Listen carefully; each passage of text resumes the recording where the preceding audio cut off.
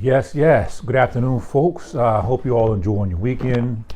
For the football fans, hope you're all enjoying, the playoff games, etc. Always a good time for football fans. That's given your team is, in the playoffs. Obviously your team's not in the playoffs, maybe not. But I guess I felt I needed to say a few things about what is going on with Ed Reed, and some of the things that those of us from the outside looking in have been able to learn from the situation. Obviously, there's some details that only a handful of people will know, so we can only go off what we've seen or what's been released to the public. I guess for me, I always got to be careful because I got to realize that, myself and two of my brothers attended HBCUs. My parents attended HBCUs. My father taught at an HBCU in the public administration department, so he was very active in writing grants for the benefit of HBCUs and other entities. So my perspective a lot of times is going to be a lot different, which is good. And I guess it's kind of the reason why I'm even doing this, making these comments in the first place, because we had this idea that all African Americans think exactly alike, which, I guess that works if you're a politician and you're trying to get the African American vote. But in terms of our day-to-day dealings, we have different views on things. Now, with Ed Reed, I know a lot of people are sympathetic, to him, but, again, coming from my perspective, I can completely understand Bethune Cookman's position, and I know I'm going to get in trouble for saying this, but I can completely understand their position. Even from the football standpoint, what is his resume? I mean, how many games has he won? And this is a serious question because I honestly don't know. How many games has Coach Reed won, has Ed Reed won as the head coach of a football team? Anywhere. High school, college,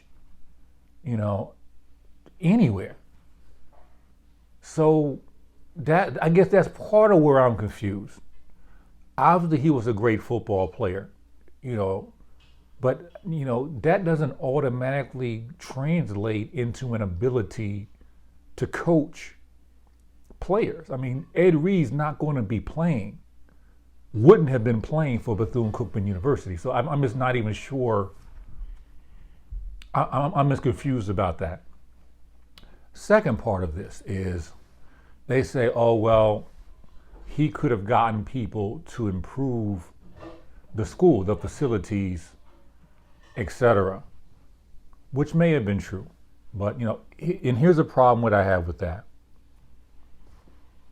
Why can't they still do it? Even if it's not Bethune-Cookman, why can't they do it somewhere else? Have they done it somewhere else?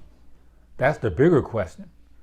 I'm tired of people talking about what they could have done. I mean, that's almost worse. If you're telling me, oh, we could have, okay, but why didn't you? I mean, all the schools in Florida went through storms and hurricanes. And you telling me that you, for whatever, because this guy's not the football coach, you're not going to help him? That's deep.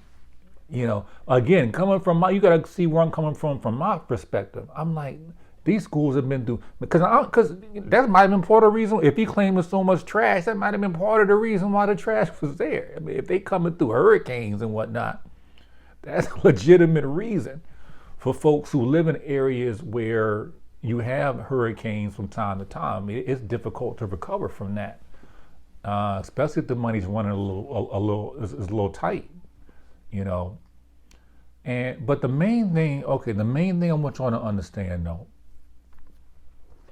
is, like, I'm a football fan. I like football.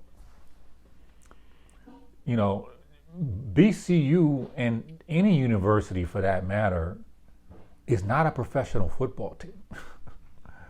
You know what I mean? It's not a professional football team. You know, so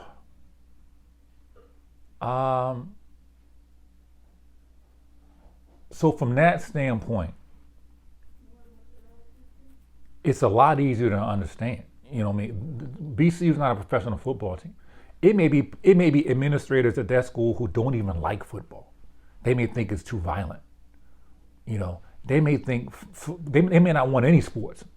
They may want to have a strictly academic organization.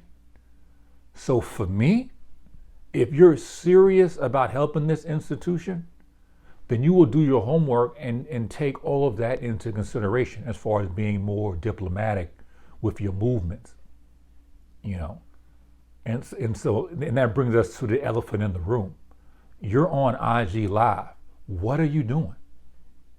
What are you doing? You know, is that going to bring more students to the university? So you hurt the university and then want to convince me after the fact that you're trying to help the university. So you got to look at the big picture of this thing. And see, and even as an African American community, this obsession that African Americans have with celebrities makes zero sense to an adult. It makes zero sense. I mean, I don't know people who, I don't know other communities that do that. You know what I mean? You know, they'll listen to their lawyers, accountants, doctors. It's like y'all listen to a football player before y'all listen to the doctors, lawyers, and everybody other. They're entertainers, but they sports players. They're entertainers. I mean, yeah, I mean it's fun to watch, but let's put all this stuff in perspective, you know. And I always say that, you know, see, I always compare HBCUs to West African nations because there's so many similarities. Because African Americans, they go to West African nations and pretty much tell them how they should run their country, like what African Americans have a country. It's just such a ridiculous notion. You know, celebrities who have a light resume as a coach at best want to tell people how to run a school. I mean, it's insulting. You know, it's insulting. And then want to tell them how they want to run their school after they do damage to the school. You know what I mean? It just doesn't make any sense. You know what I mean?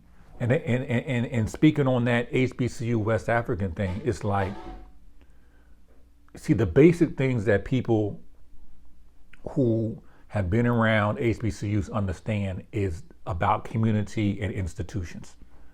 That's what a lot of these folks who don't understand BCU, they don't understand about institutions and communities.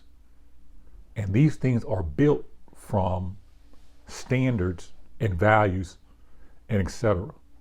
You know, if you start a nonprofit, you know, I'll give you an example. You start a nonprofit, you got to clearly define the purpose of the nonprofit. You know, you can go to BCU, you know the history, you know what they stand for, etc. You know what I mean? And again, I blame the society and culture that we live in, where even our political leaders, they take an oath to the Constitution or whatever they do, police officers, etc., taking oaths and things, and don't really uphold the standards and values. So, you know, I do understand from that point, because no one does that anymore. Nobody cares what anything stands for. People just do whatever. You know what I mean? If I can get you a football stadium, then I should be able to run your school. You know what I mean? And see, some of these institutions have been around before African Americans were even allowed to play in the NFL. You know what I mean? So let's make that plain. You know, and this was because standards, values, etc. And the track record that HBCUs have of producing leaders in our community is unmatched. There is no other. You show me the data of any other institutions in this country that is producing the leaders that HBCUs have. I mean, for over 100 years. So it is very understandable that they might just look at an IG ranting wannabe head coach with a light coaching resume and be like, it's not worth it. It's not worth us jeopardizing our standards and values for this dude. You know what I mean? You have to understand that, bro. You got to understand that.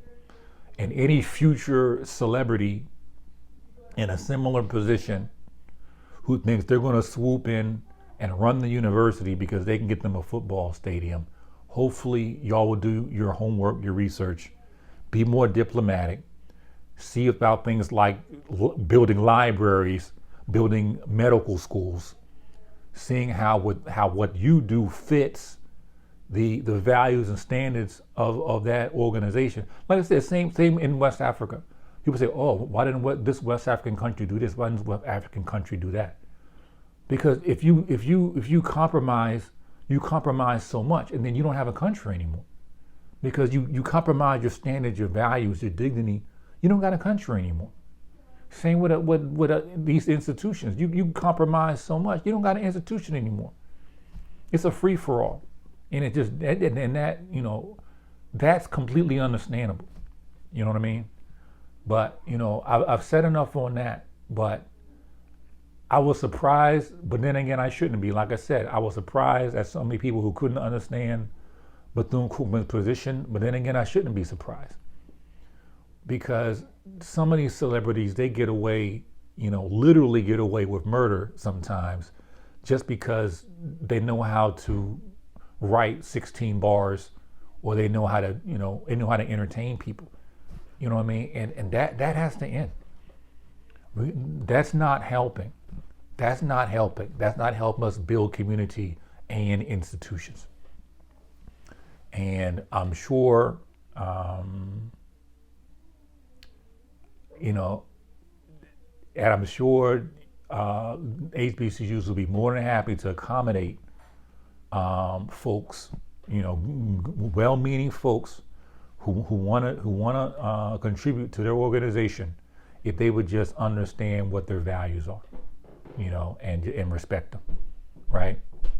But anyhow, I'm gonna let y'all go back to your Sunday. I know some football being played later on. Hope your team wins.